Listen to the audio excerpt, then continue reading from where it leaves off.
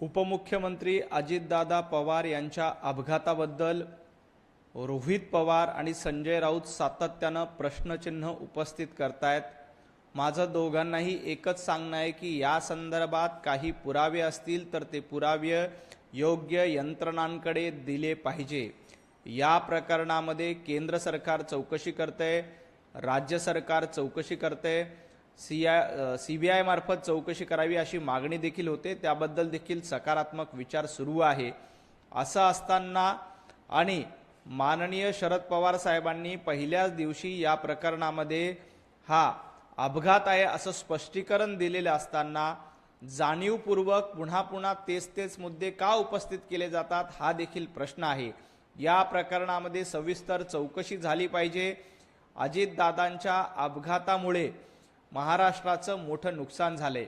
अजितदादांच्या अपघातामुळे एक चांगला राजकारणी आपल्यातून निघून गेलाय। त्यामुळे या प्रकरणातलं सत्य समोर आलं पाहिजे, परंतु सत्य समोर आणताना आपण जाणीवपूर्वक प्रसिद्धी मिळण्यासाठी आणि स्टंटबाजी करण्यासाठी आरोप करतायत का याचा विचार देखील संजय राऊत आणि रोहित पवार यांनी केला पाहिजे। संजय राऊतांना इतकंच सांगायचंय की अजितदादांचा अपघात ना सरकार हलक्यात घेतंय ना केंद्र सरकार हलक्यात घेतंय। या सगळ्या प्रकरणामध्ये चौकशी करण्याचं काम डीजीसीएच्या माध्यमातून सुरू आहे, केंद्र सरकारकडनं सुरू आहे, राज्य सरकारकडनं सुरू आहे आणि या अपघातामध्ये जो कोणी दोषी असेल त्याच्यावर निश्चितपणे कारवाई केली जाईल। संजय राऊत यांनी स्टंटबाजी करण्यापेक्षा त्यांच्याकडे काही पुरावे असतील तर ते पुरावे निश्चितपणे द्यावेत। काल रोहित पवार आणि संजय राऊत यांची भेट झाली। रोहित पवारांना देखील माझी विनंती आहे की तुम्ही संजय राऊत यांच्यासारखे हवेमध्ये बाण सोडू नका। संजय राऊत रोज उठून खोटे आरोप करतायत, तसं संजय राऊत यांना गुरु करून तुम्ही संजय राऊत जशी स्टंटबाजी करतात तशी स्टंटबाजी रोहित पवार यांनी करू नये, कारण या अपघात गंभीर आहे आणि या अपघाताचं गांभीर्य घालू नका।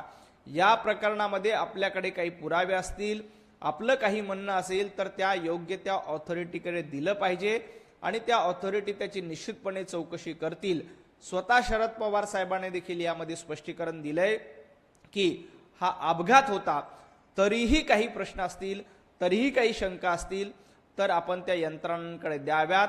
आपल्या सगळ्या शंकांचं निरसन करण्याचं काम संबंधित यंत्रणा निश्चित करतील। अजितदादांच्या अपघात प्रकरणामध्ये ब्लॅक बॉक्स देखील सुरक्षित असल्याची माहिती आता मिळाली आहे। या ब्लॅक बॉक्स मधून जे काही सत्य आहे ते सत्य बाहेर येईल, जनतेसमोर येईल, परंतु त्यासाठी थोडा वेळ द्यावा लागेल।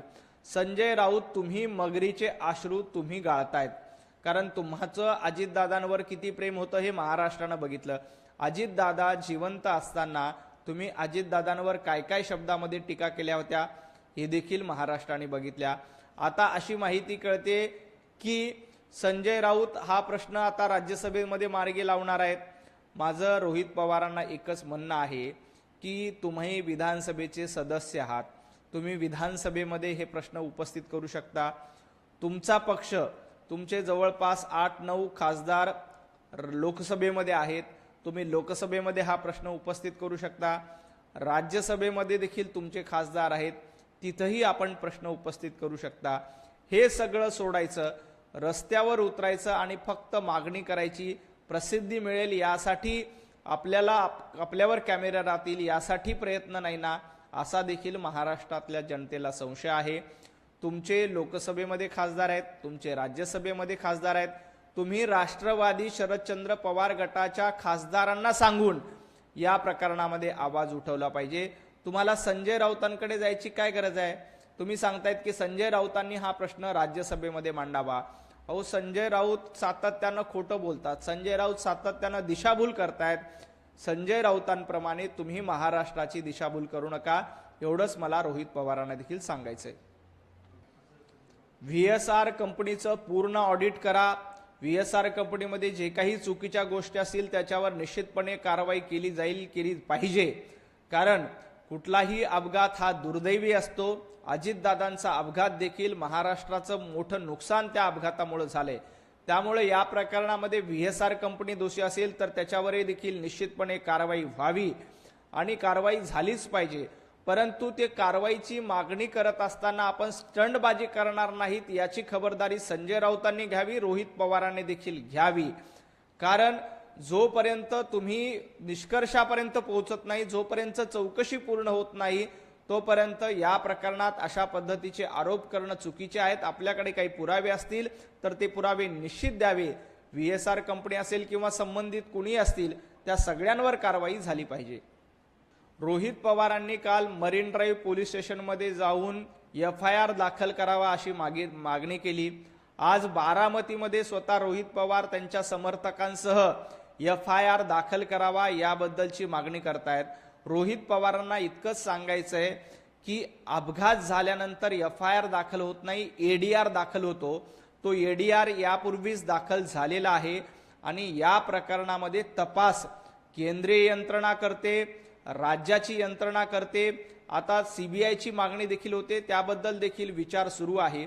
त्यामुळे ADR ऑलरेडी दाखल झालेला आहे। ADR दाखल झालेला असताना आपण FIRच दाखल करा असा अट्टहास धरणं देखील चुकीचं आहे। ADR मधून जे काही सत्य आहे ते निश्चितपणे समोर येईल। यंत्रणांना पुरेसा वेळ दिला पाहिजे। त्या अपघात खूप मोठा होता, अजितदादांसारखं व्यक्तिमत्व आपण त्या अपघातातून गमावलंय, याचं भान देखील आपण ठेवलं पाहिजे।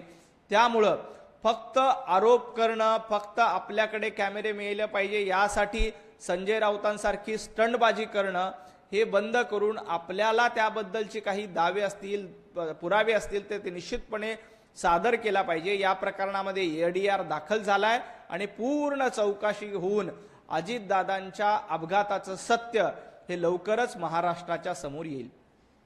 खरं तर आता अजितदादा हयात नाहीत, त्यामुळं अजितदादांची अमुक इच्छा होती, अजितदादांची तमुक इच्छा होती असं म्हणून रोज वेगवेगळी वक्तव्य येत आहेत। संजय राऊतांना इतकंच सांगायचं आहे, मला देखील अशी माहिती होती की अजितदादा ही उभाटा गटाची साथ देणार होते आणि संजय राऊत यांना महाराष्ट्राचे मुख्यमंत्री करा आणि संजय राऊत यांना महाराष्ट्राचे उपमुख्यमंत्री करा अशी दोन्ही मागणी अजितदादा करणार होते अशी देखील मला माहिती आहे। संजय राऊत काय बोलताय थोडंसं भान ठेवा। भारतीय जनता पार्टी सोबत अजितदादा सुरुवातीपासून होते। 2019चा शपथविधी देखील अजितदादांनी भारतीय जनता पार्टी सोबत घेतला। त्यानंतर भारतीय जनता पार्टीची साथ देण्याचं काम पंतप्रधान नरेंद्र मोदींच्या सोबत अजितदादा आले आणि आता तुम्ही सांगतायत की अजितदादा महाविकास आघाडीमध्ये येणार होते।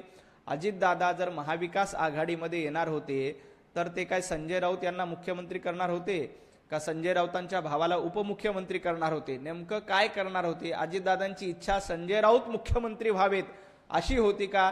हे एकदा संजय राऊतांनी सांगितलं पाहिजे। संजय राऊत रोज उठून ज्या पद्धतीची पत्रकार परिषद घेतात, ज्या पद्धतीचे दावे प्रतिदावे करतात ते बघता संजय राऊत यांनी आता राजकारण सोडलं पाहिजे। संजय राऊत यांनी सामनाच्या संपादक पदाचा राजीनामा दिला पाहिजे आणि वेब सिरीजचा डायरेक्टर म्हणून काम केलं पाहिजे। त्या वेब सिरीजमध्ये कशा पद्धतीनं मग रहस्यमय घडामोडी घडल्यात त्याची एक छान स्क्रिप्ट लिहून मग संजय राऊत कसे अजितदादांच्या पाठिंब्यावर मुख्यमंत्री होतील, संजय राऊतांचे बंधू अजितदादांच्या पाठिंब्यावर उपमुख्यमंत्री होतील, याची एक छान वेब सिरीज लिहून ती महाराष्ट्राला दाखवली।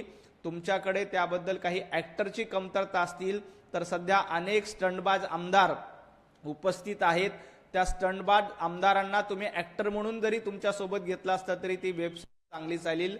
त्यामुळे संजय राऊत तुम्ही राज्यसभेची खासदारकी सोडा, सामनाचं संपादक पद सोडा आणि वेब सिरीज लिहायला घ्या। अजितदादांच्या पाठिंब्यावर झालेले मुख्यमंत्री संजय राऊत असं त्या वेब सिरीजचं नाव द्या। महाराष्ट्राची करमणूक होईल। खूप खूप धन्यवाद।